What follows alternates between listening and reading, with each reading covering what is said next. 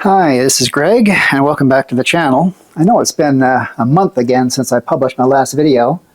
I'm sorry it's been so long. I actually took the whole month of October off. We left early October for a road trip, 3,800-mile road trip up through Mississippi to visit friends and family, and then up through Toronto, Ontario, and Ottawa, Ontario to visit more family, and down through Washington and back home to Florida. 3,800 miles all in all, and we took a month doing it. So just got home a couple of nights ago and had to cut the grass, do all the regular housework stuff. Now I'm finally getting back into the shop.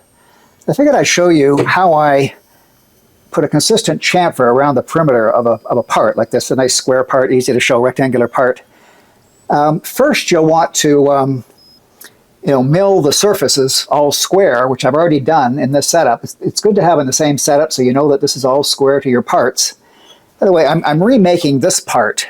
This was the tensioner arm for my grinder, and I wasn't happy with the dovetail. I made the dovetail a little sloppy. I shimmed it in the original setup and it worked fine, but I just wasn't happy with it. So now that I'm a better machinist, I hope I can make this better. And I'm also making it considerably longer, about 3 inches longer, so that it has more engagement with the dovetail when it's at its fully extended position.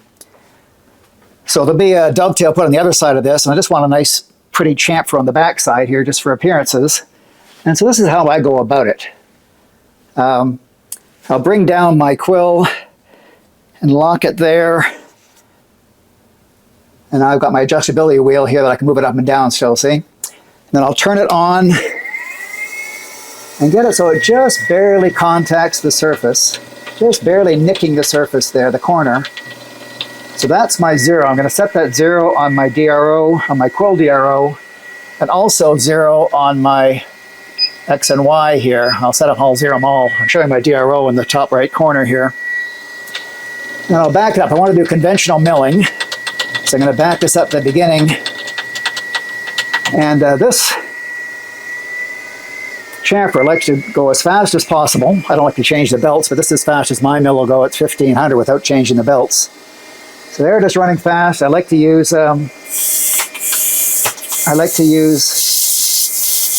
mist coolant as well. Keep everything nice and cool. So there it is on. Okay, so now this is just barely touching the corner here, remember? So all I need to do now is go in a consistent amount from this position. So over here on my DRO, I'm just going to go in on the Y-axis. I'm going to bring this thing closer towards me. And I like 40 thou, makes a nice depth. You can, of course, make it shallower or deeper as you want, but as long as you get it consistent, it doesn't matter. So there's 40. I'm going to lock it in on my Y-axis. Then I'm going to use my power feed. I'm going to start off nice and slow. Put my mixer on to bring that towards me. So there it is engaging, taking 40 thou off.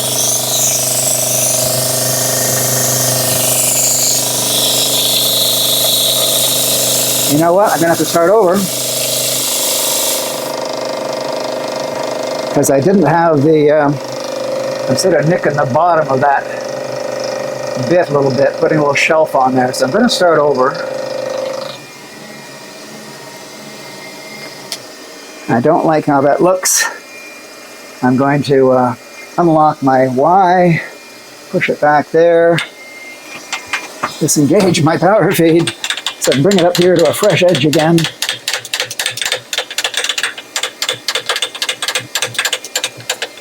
And this time, I'm going to get a little deeper before I bring it into touch.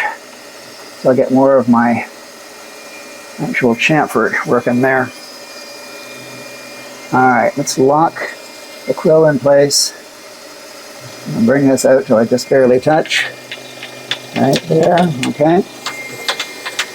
Now I'll bring her back out here again by hand at first.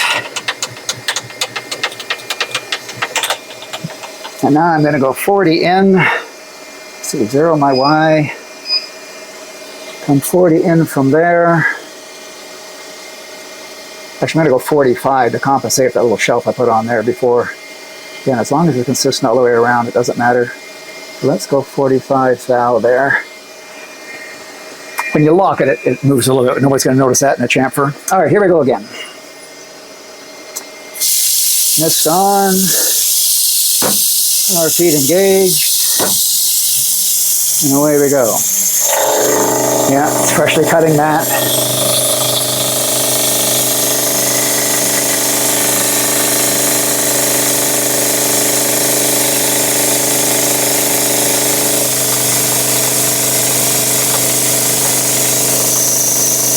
So this is real speed. I'll go fast forward now to save you the tedium.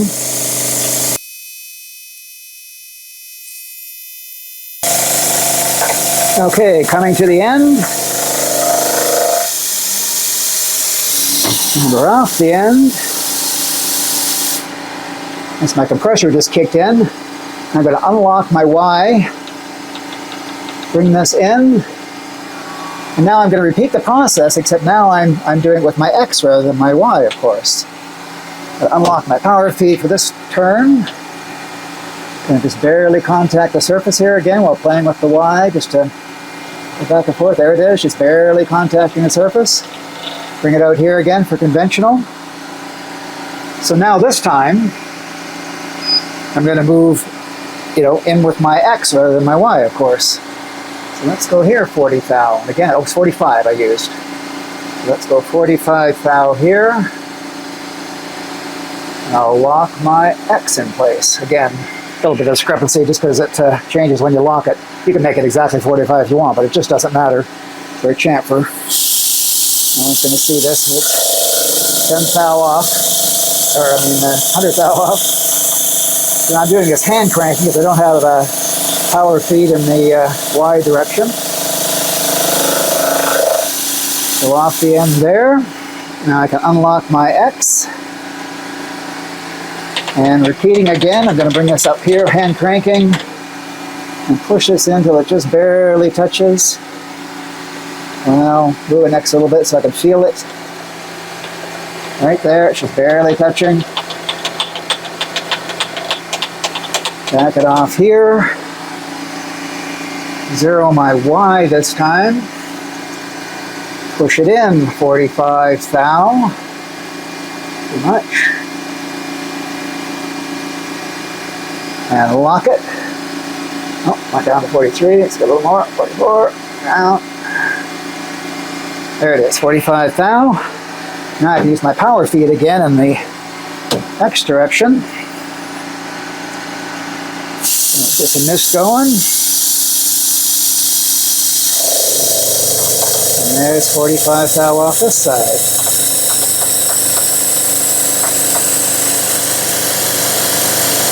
Again, I'll fast forward this to see the tedium.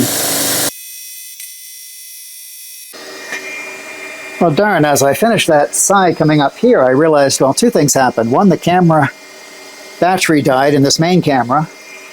And the second is, I realized I didn't have my iPhone recording the DRO, as I thought it was in photo mode instead of video mode, like a dum-dum. So it is recording it now.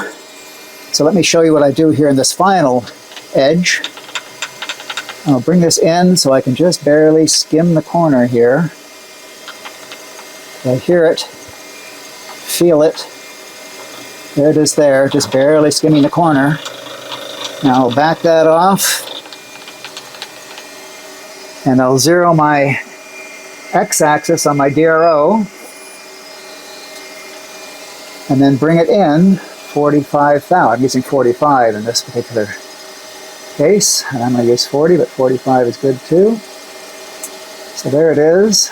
If this was a longer run, I would lock my X now, but it's so short I'm not going to bother. And then I apply some mist coolant and complete the final corner. 45 thou in with my DRO. And I can now turn it off and raise it up. And we can see the final result here.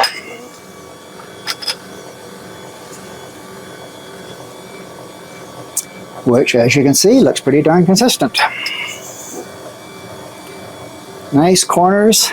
They all meet up at each side, each corner. So that's how you get a nice consistent chamfer all the way around a rectangular part. Thanks for watching. Bye for now.